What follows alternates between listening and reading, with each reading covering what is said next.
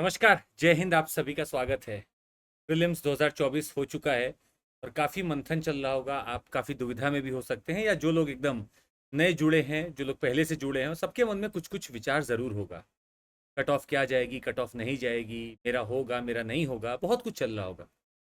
विश्वास मानिए, हमने आपका ये वाला चेहरा देखा है the day of prelims, when you were so confident and I really felt so good that you were so confident.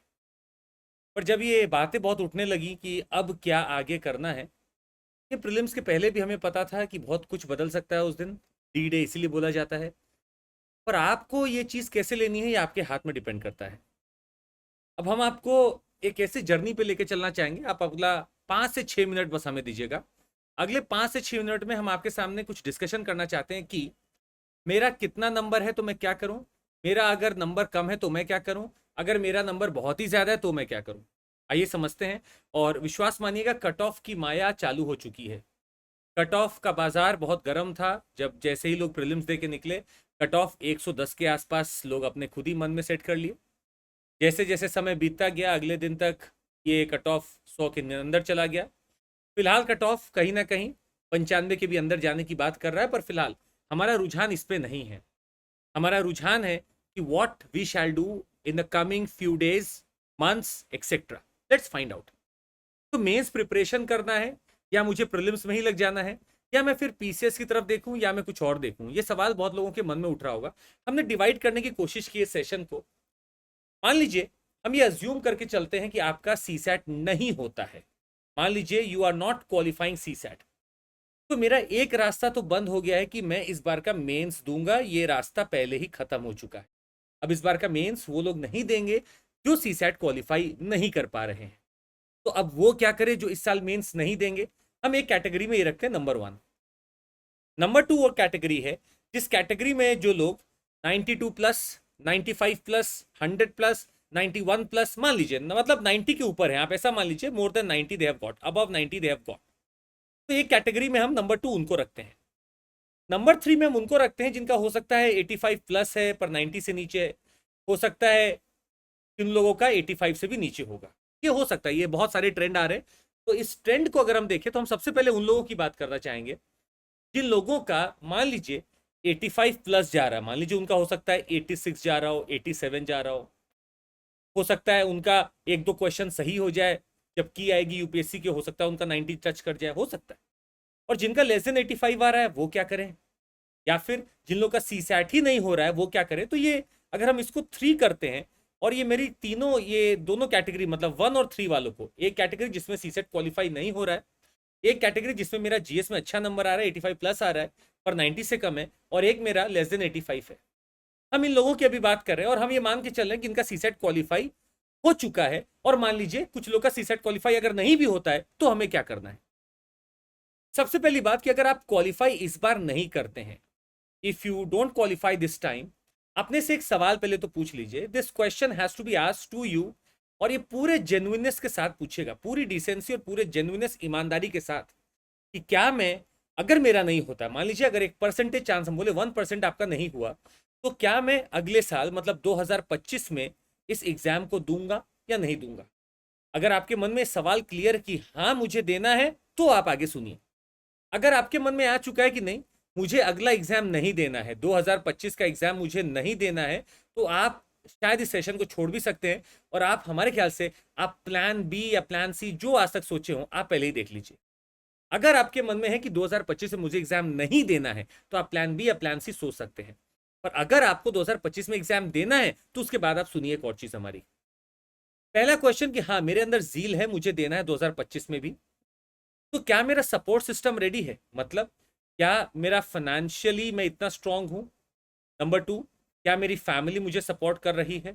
Number 3, क्या मैं मेंटली अपने आप को पकड़ पा रहा हूं, क्योंकि इस पूरे एग्जाम में आप देखेंगे मेंटल पीस भी हिल जाता है।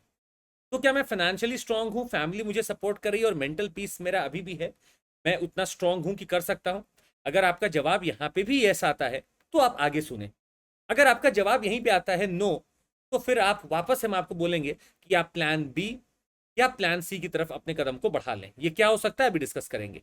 और फिलहाल अगर आपका सपोर्ट इस सिस्टम पे नो है आंसर, तो आप प्लान बी या प्लान सी की तरफ बढ़ सकते हैं। अगला फिर से सवाल है कि क्या आप 2025 का जब दे रहे होंगे एग्जाम, तो जिस मेहनत के साथ, जिस एफिशिएंसी के साथ आपने पढ़ा, क्या आप उसको और भी बढ़ा सकते हैं? अगर आपके मन में जवाब आता है यस, तो फिर आप अगला भी जरूर सुनिएगा हमसे। अब मान लीजिए कि मैंने इस बार प्रीलिम्स दिया है और प्रीलिम्स में मेरा 88 नंबर आ रहा है, 85 नंबर आ रहा है, मैं डिलेमा में हूं। मैं सीसेट हो सकता है क्वालिफाई कर रहा हूं। मैं किसी भी कीमत पर एक चीज आपको क्लियर यहां कर दूं कि अगर मेरा 1% नहीं होता है तो मैं 2025 का देने जा रहा हूं। 2025 का मेंस कब होना है? सितंबर।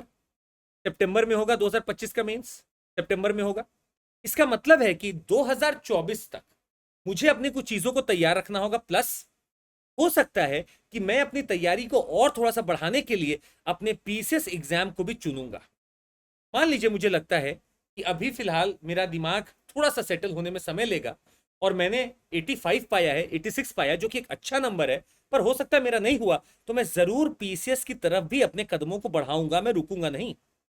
तो पीसीएस एग्जाम को देने का मतलब एक सपोर्ट आप अपने लिए तैयार कर रहे हैं, मेंटली भी तैयार हो रहे हैं, so that I am remaining competitive. मैं कॉम्पिटिटिव रहना चाहता हूं। तो अदरवाइज आप एग्जाम दिए फिर आप हो सकता है छोड़ देंगे। तो पीसीएस को जरूर अब आप चुन सकते हैं देने के लिए कि I should attempt this PCS. हाँ, क्योंकि मुझे पता है कि मैंने यूपीएससी की तैयारी इतनी ईमानदारी से की है, तो मुझे काफी चीजें पता है जो मेरे पीसीएस में काम आ सकती है। थोड़ा बहुत मुझे एक्स्ट्रा इसमें पढ़ना पड़ सकता है। अच्छा, जिन भी लोगों का यहाँ ऊपर से नीचे तक जवाब रहा कि नहीं मैं इस बार नहीं दे पाऊंगा और मेरा प्लान बी प्लान सी मुझे देखना पड़ेगा, मेरे पास सपोर्ट सिस्टम नहीं है, और मेरे अटेम्प्ट यूपीएससी में ऑलरेडी 3 हो चुके हैं या 4 हो चुके हैं या 5 हो चुके हैं, तो आपके लिए तो बहुत अनिवार्य हो जाता है कि आप पीसीएस को भी चुने एज प्लान बी, प्लस आप अपने बैकग्राउंड को भी चेक करें कि मैं आगे चलकर कहां जॉब कर सकता हूं या मेरे पास अब बैकिंग है कि नहीं है। ये चीज आपको अब चेक करना पड़ेगा प्रैक्टिकली। तो इसमें बिना इमोशनल हुए थोड़ा देर बैठिए। हमने हर बार कहा है एग्जाम है, लाइफ नहीं है ये। तो अगर आपको लगता है कि ठीक है मैंने 3 अटेम्प्ट दे दिए या 2 से ज्यादा मैं दे चुका हूं, तो क्या मैं अब सिर्फ इसी पे आधारित रहूं? इस पैटर्न को देखते हुए, इस ट्रेंड को देखते हुए यूपीएससी पे कोई भी आधारित रहे जरूरी नहीं है। तो आप कुछ भी चुन सकते हैं, आप पीसीएस को देते रहिए, साथ ही साथ आप ऐसा नहीं कि आप यूपीएससी नहीं देंगे, आप देंगे, पर आप कुछ अपना बैकिंग भी चुनते रहिए, बैकग्राउंड भी चुनते रहिए, ताकि मैं उसकी तैयारी करके भी आगे बढ़ सकूं।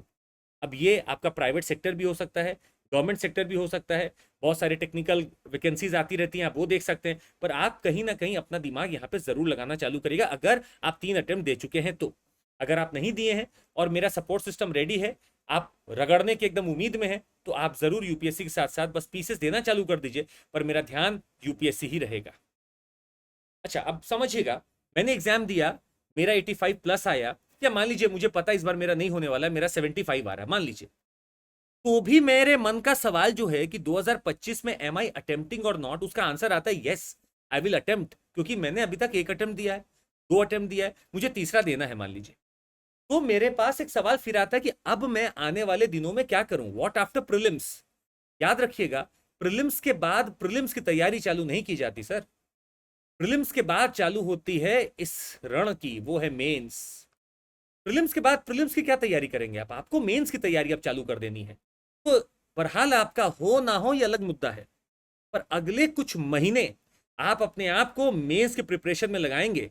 अगर आपका होता है तो अलग स्पीड रहेगी, अगर आपका नहीं होता है तो अलग स्पीड रहेगी, पर किसी भी कीमत पर अगर मैं 2025 में पेपर अपना लिखने जाने का सोच रहा हूं, मेंस का भी, I should be prepared with my mains till December 2024, which can be extended by January। ऐसा नहीं है कि हार्ड एंड फास्ट है, आप जनवरी तक भी जा सकते हैं, पर आपको 3 चीजों पर कमांड पाना पड़ेगा। तो मान लीजिए मेरा 2024 में प्रीलिम्स में नहीं होता है, तो मैं 2025 के लिए अभी से ही लग जाऊं, क्योंकि मुझे 2025 में फिर से मौका नहीं मिलेगा। तो मेंस के लिए मुझे 3 चीजों पर अपनी महारत हासिल करनी है। सबसे पहला है, आपको कंटेंट बनाने पड़ेंगे पेपर वाइज। पेपर वाइज मतलब आपके जीएस पेपर 1 का, पेपर 2 का, पेपर 3 का, ये तीनों का कंटेंट आपको बहुत स्ट्रांग बनाना पड़ेगा। करंट का इसमें आपको छौंक लगाना पड़ेगा, और कंटेंट आपका लिखा होना चाहिए आपके सामने पेपर वाइज। दूसरा पैरामीटर है एथिक्स ऑप्शनल एसे। आपको इन महीनों में इन 3 चीजों पे तो बिल्कुल महारत हासिल कर लेनी है। ये मेरा प्राइमरी गोल है कि मैं अपने ऑप्शनल पे सबसे पहले पकड़ पाऊं। और ऑप्शनल की पकड़ आपकी ऐसी होनी चाहिए कि लगभग जो हम उम्मीद कर रहे हैं नंबर आपसे, वो नंबर आप 300 प्लस का ढूंढें।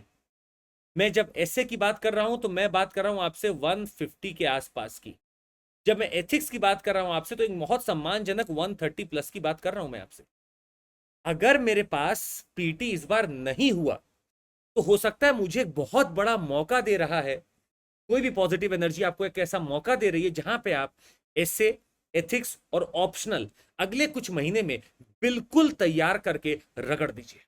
अगर आप ईमानदारी से तैयारी करना चाहते हो, रैंक लाना चाहते हैं, तो अगले कुछ महीने आप एसे, एथिक्स और ऑप्शनल को झोंक दीजिए। इसके साथ ही साथ चूंकि आपका कंटेंट बन चुका है, आपका ये 3 रेडी है, आपको आंसर राइटिंग बहुत अच्छे तरीके पे करनी है और बहुत अच्छे लेवल पर लेकर जानी है।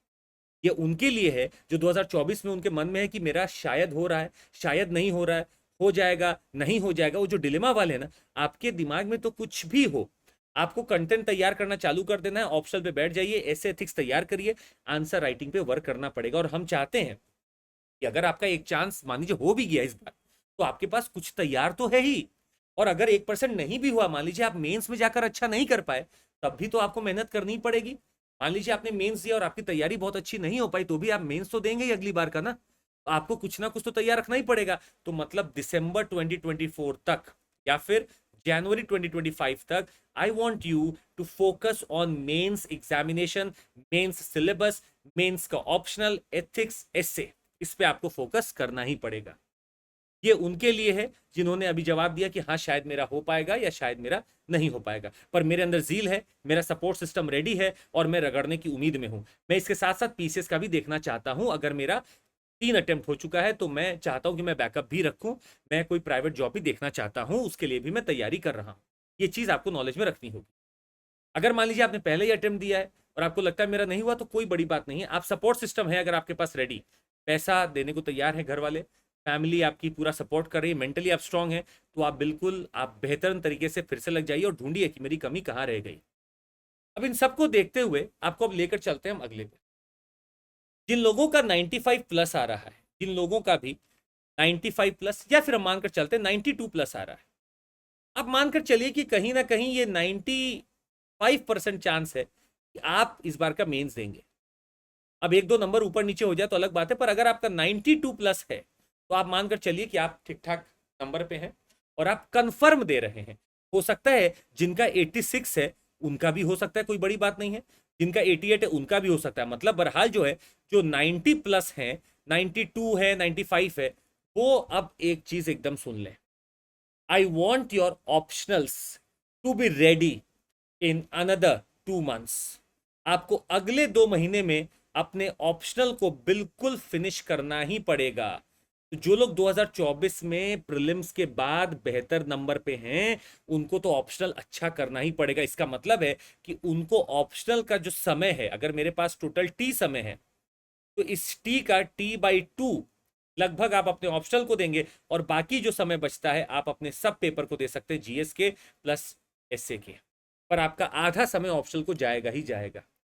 और इसमें आपको याद रखिएगा कि जब आप ऑप्शनल पढ़ें तो आप पूरे आंसर ना लिखकर फ्रेमवर्किंग करिए। आप अपने पॉइंटर सामने लिखिए कि मैं ये लिखना चाहता हूं, फ्रेमवर्किंग लिखिए ताकि आपका स्पीड बढ़ सके, एफिशिएंसी बढ़ सके।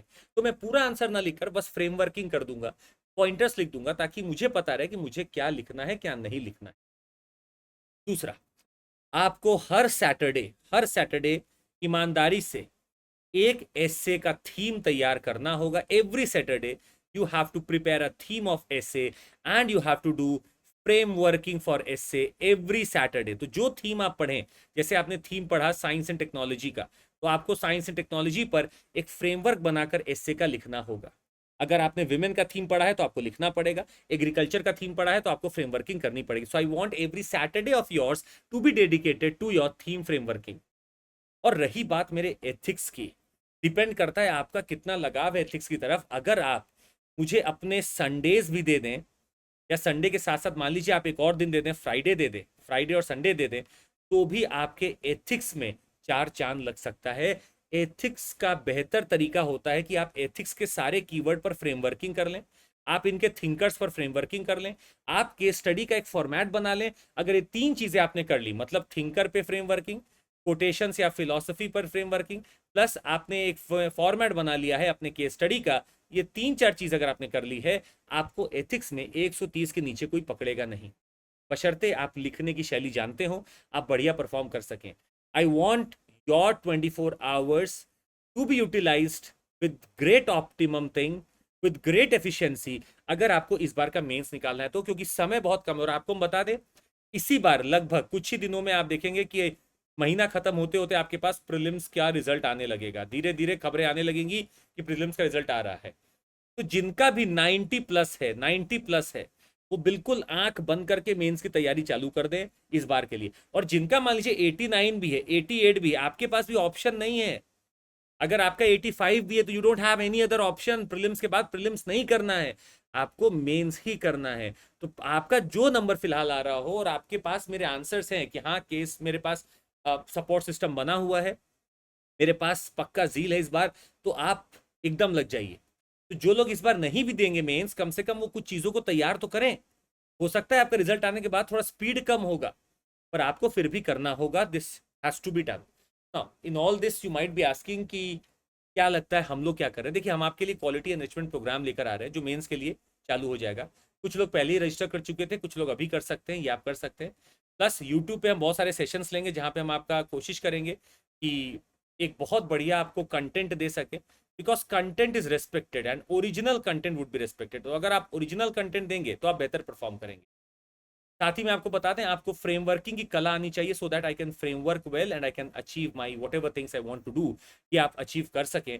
और 3 चीज़ों पे महारत हासिल आपको करना ही पड़ेगा, वो है EOE, that happens to be your essay, that happens to be your optional and your ethics. इन 3 चीज़ों पे आप महारत हासिल कर ली। अगर ये 3 चीज़ों पे आपने पकड़ बना ली, यही तो आपका है kingmaker subjects. These are your kingmaker subjects. और आपका रैंक आप देखेंगे टॉप 10 में। So whatever be the case right now, if you have the zeal, if you have the support system, go ahead and give this year. Prepare for mains right now. Do not think of anything else. हम लोग बाद में सोचेंगे, result आ जाने दीजिए, अभी फिलहाल आप लग जाइए मेंस के लिए। एफिशिएंसी उन लोगों की बढ़ जाएगी जिनका हो जाएगा, जिनकी नहीं बढ़ेगी हो सकता है उनकी एफिशिएंसी कम हो जाए, पर फिर भी आपको दिसंबर तक तो यही करना पड़ेगा। You want to do this only till December, so that you are ready for the next mains of your life. You are ready for it. तो आप एक बार फिर से सुनिएगा, इस सेशन को जरूर देने की कोशिश करिएगा। आपको बता दें, अगर आप में से किसी को भी जुड़ना है हमारे साथ, तो पहले तो इस टेलीग्राम को आप फॉलो कर सकते हैं, चंद्रमौली SIR, आप इसको फॉलो कर सकते हैं।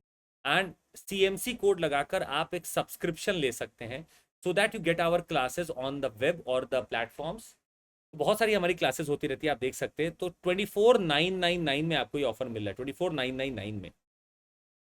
3 बैचेस है मेरे पास, मंजिल, अचीवर्स और लक्ष्य। 26 जून से चालू हो रहा है इंग्लिश बैच मंजिल, 25 से अचीवर्स है इंग्लिश, एंड 24 जून से लक्ष्य हिंदी बैच। पूरा प्रिपरेशन आपका होता है हमारे साथ, तो CMC कोड यूज करना मत भूलिएगा। मेरा फाउंडेशन बैच भी है, नी फाउंडेशन बैच, जो CSC 2026 से चालू हो रहा है आपका, और 2026 के लिए है, ये जून 29 से चालू हो रहा है। CMC कोड पर आपको यहाँ पे भी पूरा लाभ मिलेगा। अब हमारे आइकॉनिक सब्सक्रिप्शन में भी आपको मिलती है बेहतर चीज़ें, जैसे आप आंसर इवैल्यूएशन AI के माध्यम से हो सकता है, आपका क्विक रिवीजन मॉड्यूल हम देते हैं, और इंटरव्यू गाइडेंस भी हम आपको देते रहते हैं। और आज 19 जून को 6 बजे आपने या तो ये सुना होगा या सुन लेंगे, UPSC की बैठक हुई है, और बेहतरीन कलाकार पंचायत सीरीज़ के आए और हम लोग से बात किए। ज़रूर आइएगा, सुनिएगा। और आपको बता दें, जिनका भी आप में से ज्योग्राफी ऑप्शनल है, जिनका भी है, तुरंत संपर्क साध लीजिएगा। The geography optional people who are out there, please let me no.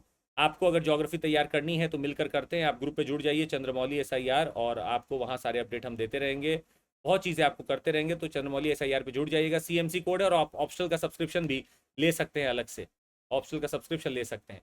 That would be all from my side. Thank you so much, take care, जय हिंद, आपका दिन शुभ हो। जरूर लाइक, सब्सक्राइब और शेयर करिएगा, उन लोगों तक पहुंचाइए जो इस समय परेशान है। थैंक यू सो मच, जय हिंद।